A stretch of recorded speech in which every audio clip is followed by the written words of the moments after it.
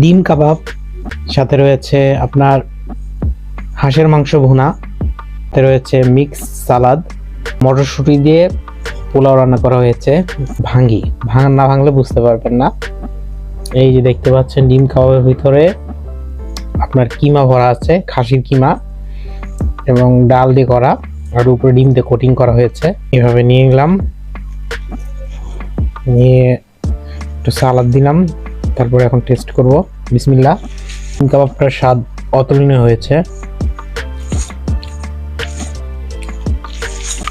আমরা হাঁসের মাংস টেস্ট করব।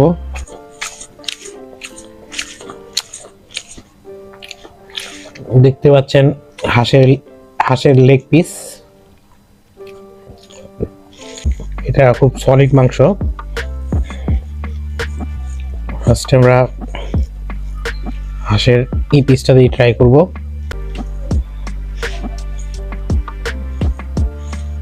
এই যে দেখতে পাচ্ছেন হাঁসের মাংস লাল লাল।